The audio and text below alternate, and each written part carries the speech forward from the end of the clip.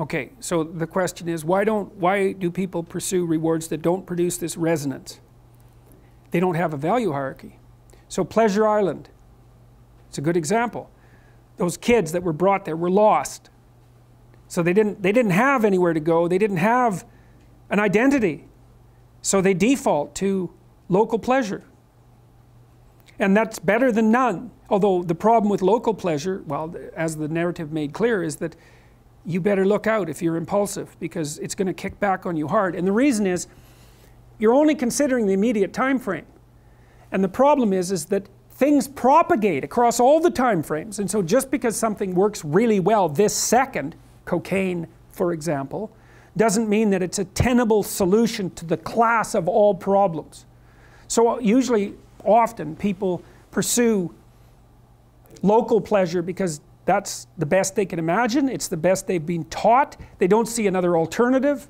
So it can be ignorance, it can be they don't want to adopt the responsibility, because part of the problem with working at every level of the hierarchy simultaneously is that it's like dancing to a very complex waltz, let's say.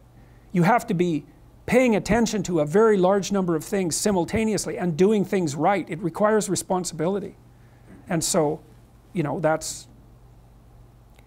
it's a pain. It's a weight.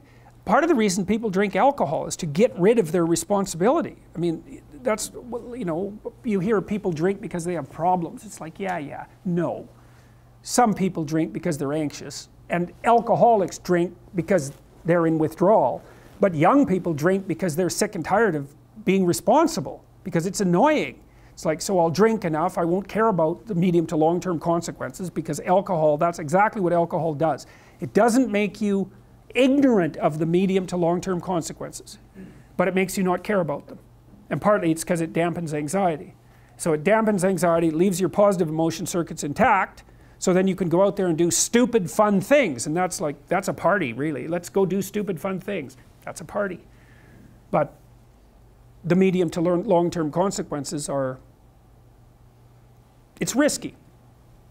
It doesn't mean you shouldn't do it, but it's risky. So, yeah, they don't know better. That's the answer, I would say. So.